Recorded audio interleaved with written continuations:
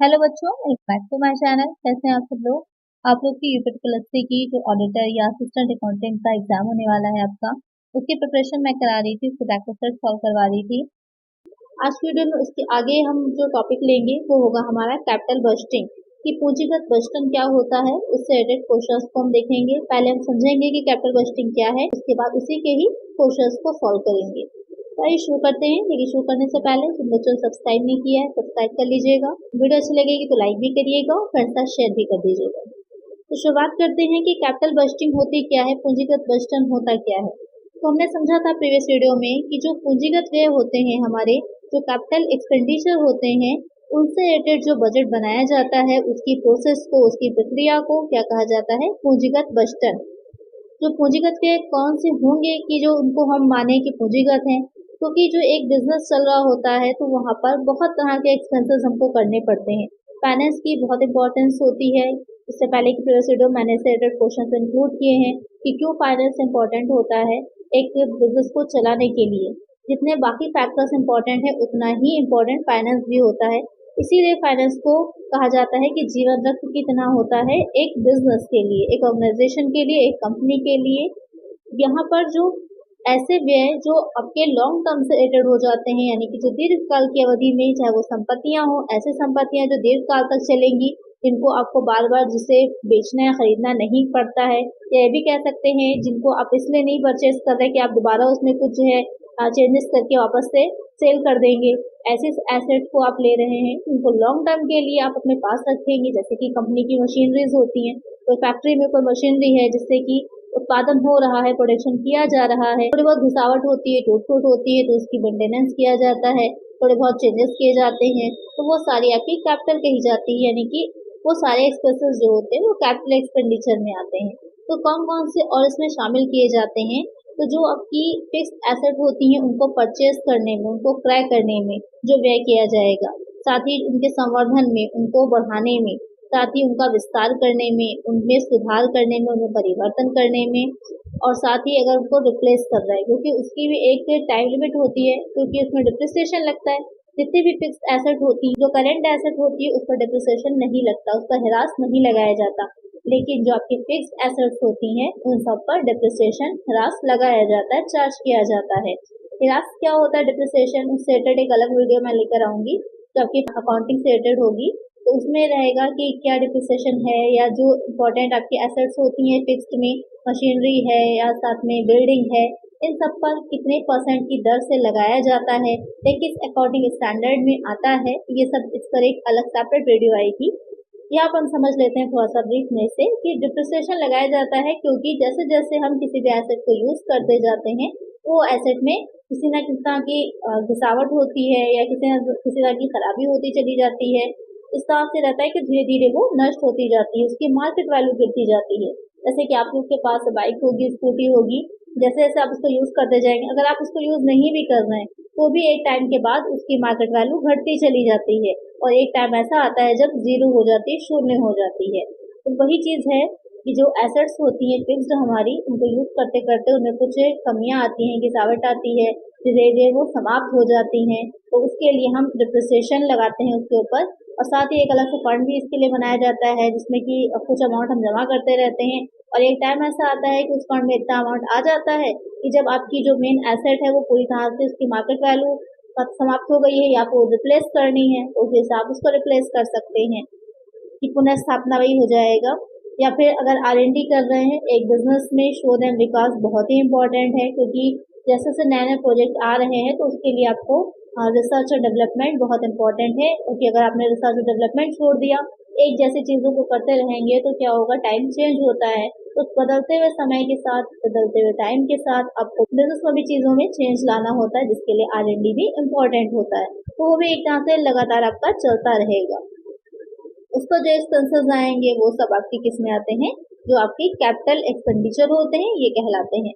और उसमें के लिए जो आप बजट बनाते हैं, क्योंकि आपको एक कंपनी में, एक फैक्ट्री में, एक ऑर्गेनाइजेशन में पहले से अनुमान लगाना इम्पोर्टेंट होता है कि कितना आपका एक्सपेंसेस आएंगे, कितना खर्चा आएगा। आप लोग ही हैं, घर में कोई भी छोटा सा फंक्शन होता है तो एक आइडिया लगाते हैं उसमें कि इतना खर्च आएगा, इतना एस्टिमेट आएगा हमारा उसी के अकॉर्डिंग हम ये डिसाइड करते हैं कि कहाँ से हमें जो भी अमाउंट हम खर्च करने वाले हैं उसको कलेक्ट किया जाएगा।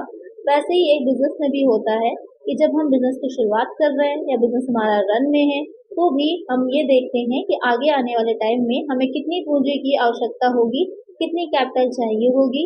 उसी के अकॉर्डिंग हम ये देखते हैं कि किस सोर्सेज से हम उसे प्राप्त कर सकते हैं। तो इसके लिए बजट बनाया जाता है। तो जो इन चीजों से रिलेटेड बजट होता है वो हो जाता है आपका कैपिटल बजट। इसको ही कहा जाता है, इस प्रोसेस को कैपिटल बजटिंग या फिर पूंजीगत बजट। अब आपकी क्लियरली समझ में आ गया होगा कि क्या होती है जो आपका कैपिटल बजटिंग है। वो जहाँ भी आपको कैपिटल एक्सपेंडिचर दिखे और आपका कैपिटल बजट से रिलेटेड क्वेश्चन होगा तो आपका आंसर आपको पता है कि क्या होगा, कि वो कैपिटल बजटिंग से रिलेटेड होगा, कैपिटल एक्सपेंडिचर से रिलेटेड होगा।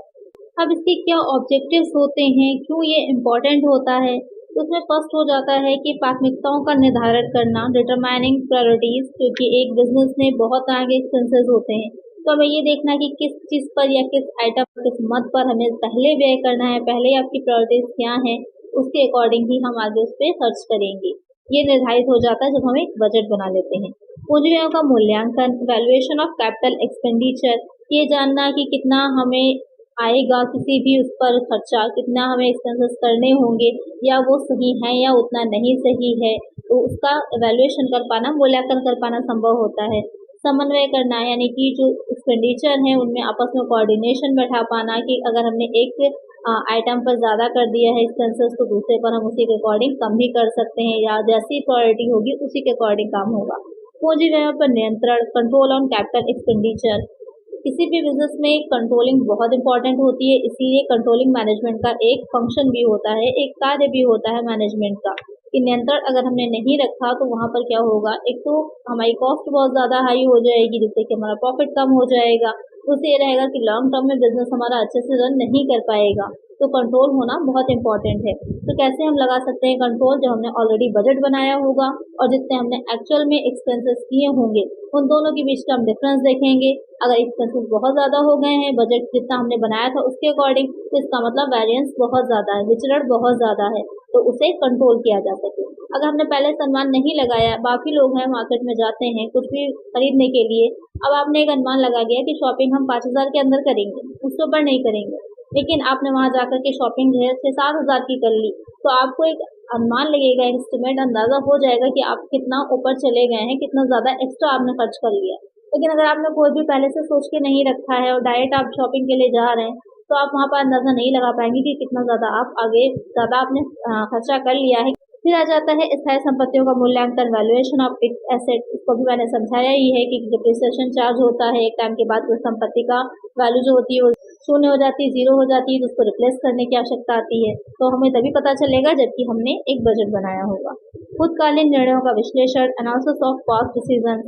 बजट का एक बहुत इंपॉर्टेंट ये भी बेनिफिट कहिए, एक एडवांटेज कहिए, कि पहले प्रीवियस में जो हमने लिए होते हैं डिसीजन, उसमें हम देख पाते हैं कि वो कितने सही हैं या कितने गलत हैं, क्योंकि जो पहले का प्रीवियस बजट होता है उसको हम आज के बजट से तुलना करके ये देख सकते हैं कि कहाँ पर कौन से आइटम हमने कम लिखा था, कहाँ पर ज़्यादा लिखा था, अब कितना खर्चा हमारा बढ़ गया है, किस इस पर ज़्यादा एक्सपेंसेस हो रहे हैं हमारे, कहाँ पर बहुत ज़्यादा अपव्यय हो रहा है।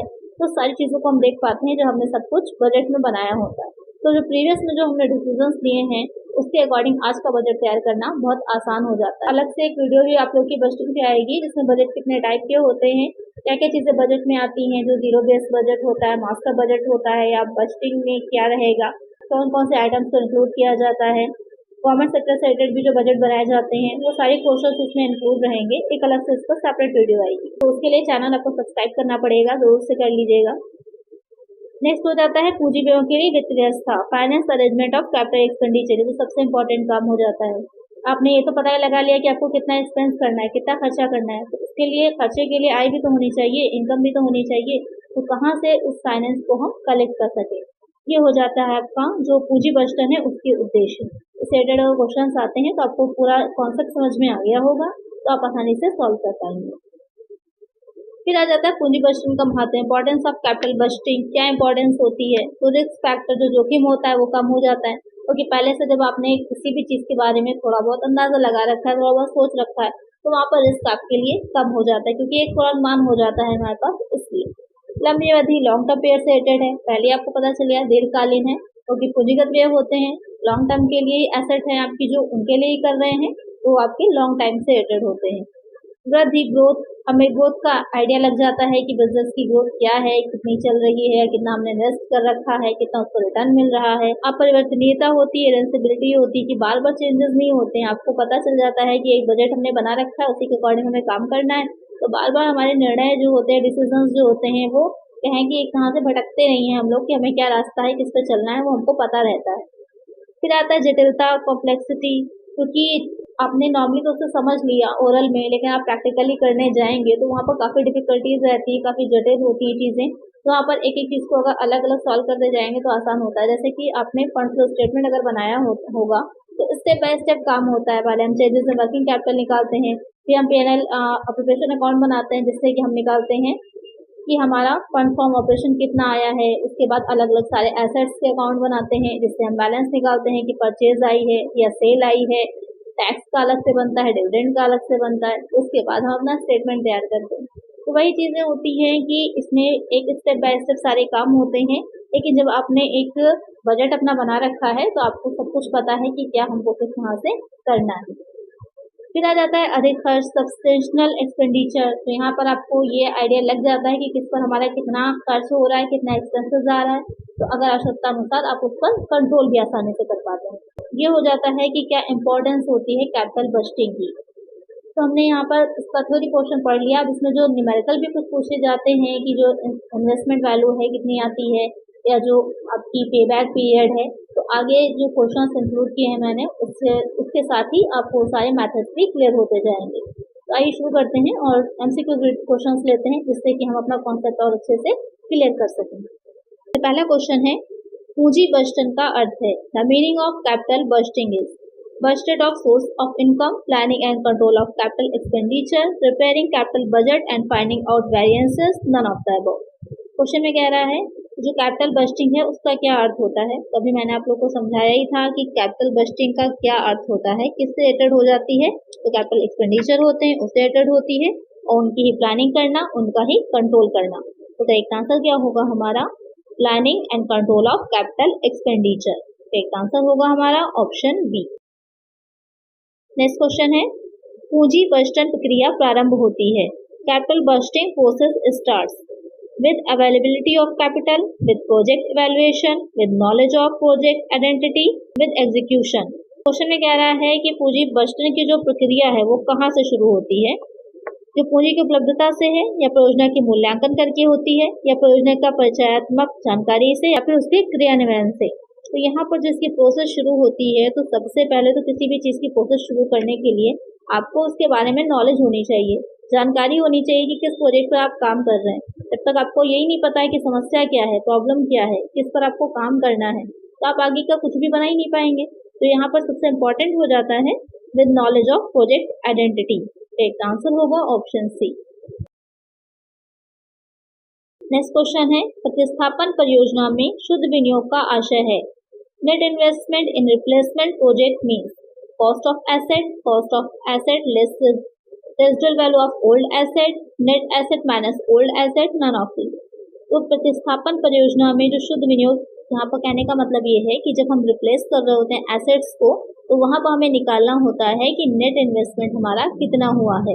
तो उस नेट इन्वेस्टमेंट को जब हम निकाल रहे होते हैं तो उसकी वैल्यू जो आती है वो क्या हो जाएगी। तो संपत्ति की लागत होती है, या संपत्ति की लागत में से हम पुरानी संपत्ति का अवशिष्ट मूल्य घटा देते हैं, या फिर नई संपत्ति में से हम पुरानी संपत्ति को घटा देते हैं, या फिर इनमें से कोई नहीं। तो वो क्या हो जाएगी, जो संपत्ति होती है कॉस्ट ऑफ एसेट में से जो उसकी रेजिडुअल वैल्यू होती है उसे हम घटा देते हैं, यानी कि जो पुरानी संपत्ति का अवशिष्ट मूल्य होता है वो हम लेस कर देते हैं, स्क्रैप वैल्यू को हम घटा देते हैं, तो हमारी निकल करके आ जाती है जो नेट इन्वेस्टमेंट है। तो एक आंसर होगा हमारा ऑप्शन बी। नेक्स्ट क्वेश्चन है, मशीन की लागत एवं स्थापना व्यय 30,000 रुपए है। 8,000 रुपए की पुरानी मशीन 4,000 रुपए में बेची गई। कर की दर 25% हो तो शुद्ध विनियोग की राशि होगी। Cost of machine including installation charges ₹30,000। Old machine costing ₹8,000 was sold for ₹4,000. Tax rate 50%. The amount of net investment will be। तो यहाँ पर आपका क्वेश्चन जो है वो दे रखा है कि नेट इन्वेस्टमेंट ही आपको निकालनी है, लेकिन कुछ एडिशनल इन्फॉर्मेशन भी दे रखी है। बहुत ही ईजी है, टफ नहीं है। देखने में आपको थोड़ा सा लग रहा होगा कि डिफिकल्ट है, लेकिन इसको आप जब सॉल्व करेंगे तो बहुत ईजी सा है। इसे कैसे निकालेंगे? इसको निकालने के लिए क्या किया जाता है, सबसे पहले जो आपकी नई संपत्ति की अब रिप्लेस करने के बाद जो आ रही है, सबसे पहले उस वैल्यू को लिखा जाता है, वैल्यू ऑफ न्यू एसेट। कितनी दे रखी है क्वेश्चन में? 30,000 की। अगर आपके जो इंस्टॉलेशन चार्जेस अलग से दे रखे होंगे तो उसको ऐड कर लीजिएगा इसकी वैल्यू में। यहाँ पर दोनों चीजें साथ में जोड़कर बता रखी हैं, तो सीधे सीधे हम 30,000 लिख लेंगे। उसके बाद हम लेस करते हैं जो ओल्ड एसेट की वैल्यू होती है जो रिसीव्ड होगी। यहाँ पर 8,000 की पुरानी मशीन जो थी उसको उन्होंने बेच दिया है। कितने में सेल किया है? 4,000 में किया है। अब ध्यान दीजिएगा, 4,000 में सेल किया है, 8,000 उसकी वैल्यू थी। क्या होगा? प्रॉफिट होगा, लॉस होगा? लॉस होगा। 8,000 की कोई चीज अगर आप 4,000 में बेच रहे हैं तो आपको 4,000 का यहाँ पर लॉस हो रहा है। तो ध्यान रखिएगा, लॉस होगा कि प्रॉफिट होगा। यहाँ पर लॉस हो रहा है। कितने में उन्होंने बेची है? जितने में उन्होंने बेची होगी उस वैल्यू को हमें लिखना है कि कितना उन्हें सेल करने से जो वैल्यू है वो मिली होगी। तो यहाँ पर उन्हें 4,000 रुपए मिले हैं, 4,000 रुपए की उन्होंने सेल करी थी। तो उस 4,000 को हम 30,000 में से लेस कर देंगे, तो कितना आ जाएगा हमारे पास? 26,000। अब उसके बाद यहाँ पर हमको ये देखना होता है कि जो हमने सेल करी है उससे हमें प्रॉफिट हुआ था या लॉस हुआ था। यहाँ पर हमको लॉस हुआ है, तो जब भी लॉस होगा तो हम उसे लेस करेंगे इसमें से, अगर प्रॉफिट होगा तो हम उसे ऐड कर देंगे। तो यहाँ पर 4,000 है, 25% टैक्स रेट है, तो उसको हम लेस करेंगे। 4,000 में से प्रॉफिट जो आया है आपका, 4,000 का 25% निकालिएगा, आएगा 1,000। 26,000 में से 1,000 आपका लेस हो जाएगा, तो नेट इन्वेस्टमेंट कितनी आ जाएगी? 25,000 की आ जाएगी। बहुत ही ईजी सा है, थोड़ा सा ध्यान से समझिएगा, आराम से समझ में आपको आ जाएगा। कितनी नेट इन्वेस्टमेंट हमारी निकल के आ गई?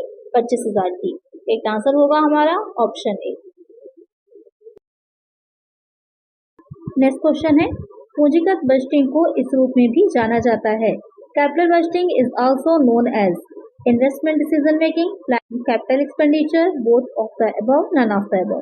तो जो कैपिटल बजटिंग होगी और उसे हम किस नाम से जानते हैं, तो उसे हम इन्वेस्टमेंट डिसीजन मेकिंग और प्लानिंग कैपिटल एक्सपेंडिचर दोनों ही नामों से जानते हैं। तो अगर क्वेश्चन में आपके इन दो तरह से दे रखा हो तो भी ध्यान में रखिएगा कि बात कैपिटल बजटिंग की ही हो रही है। एक आंसर होगा हमारा option C, both of the above. Next question है, पूंजीगत बजटिंग निर्णय किस प्रकार के होते हैं? Capital budgeting decisions are of long term nature, short term nature, both of the above, none of the above. बहुत सिंपल सा क्वेश्चन है, पहले मैंने आपको कुछ आंसर बताया हुआ है, तो जल्दी से मुझे कमेंट करिए कि जो कैपिटल बजटिंग में डिसीजंस लिए जाते हैं वो किस नेचर के होते हैं, लॉन्ग टर्म या फिर शॉर्ट टर्म। नेक्स्ट क्वेश्चन है, निम्नलिखित में से कौन सा पूंजी बजटिंग निर्णय नहीं है? Which of the following is not a capital budgeting decision? Expansion programme, execution of long term asset, replacement of an existing asset, inventory control. तो यहाँ पर क्वेश्चन ने आपसे पूछा है कौन सी चीज ऐसी है जिसको हम कैपिटल बजटिंग जो होगी उसमें शामिल नहीं करेंगे, इंक्लूड नहीं करेंगे उससे रिलेटेड डिसीजंस को। तो यहाँ पर जो आपका प्रोग्राम है या कार्यक्रम है, विस्तारित कार्यक्रम, ये भी आ जाएगा। दीर्घकालिक संपत्तियों को जो एक्विजिशन है उनका अधिग्रहण करना वो भी आएगा, और रिप्लेस करना भी आएगा। क्या चीज नहीं आती? इन्वेंट्री कंट्रोल नहीं आता। जो इन्वेंट्री होती है उसका कंट्रोल किया जाता है, उससे रिलेटेड जो डिसीजंस लिए जाएंगे वो इसमें शामिल नहीं किए जाते। एक आंसर हो जाएगा ऑप्शन डी, क्योंकि ये किस तरह के नेचर का होता है? ये रेवेन्यू एक्सपेंडिचर होते हैं, कैपिटल एक्सपेंडिचर नहीं होते, इसलिए इसको हम कैपिटल बजटिंग में शामिल नहीं करते। नेक्स्ट क्वेश्चन है, पूंजी बजटिंग की निम्नलिखित में से कौन सी विधि नकदी प्रवाह पर आधारित है? Which one of the following methods of capital budgeting is based on cash flows? Payback period, NPV, profitability index, all of that. यहाँ पर क्वेश्चन पूछता है आपसे इसमें से कौन सा मेथड ऐसा है जो कैश फ्लो पर बेस्ड होगा कैपिटल बजटिंग का। तो ये तीनों ही मेथड जो होते हैं वो कैश फ्लो पर ही बेस्ड होंगे, रोकड़ के प्रवाह पर बेस्ड होंगे। एक आंसर होगा हमारा option D, all of the above. Next question है, पूंजीगत बजटिंग किसका एक अंश है? Capital budgeting is a part of investment decision, working capital management, marketing management, capital structure. काफी अच्छा क्वेश्चन है। जो कैपिटल बजटिंग होती है किसका एक हिस्सा मानी जाती है, किसका एक पार्ट होती है?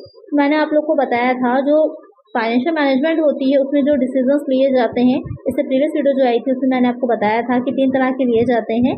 तो एक इन्वेस्टमेंट था, दूसरा डिविडेंड से बेस्ड था, और तीसरा हो जाएगा फाइनेंस से बेस्ड डिसीजंस लिए जाते हैं। तो जो कैपिटल बस्टिंग है उसे किसमें शामिल किया जाता है या किस तरह के डिसीजंस में उसको इंक्लूड किया जाता है।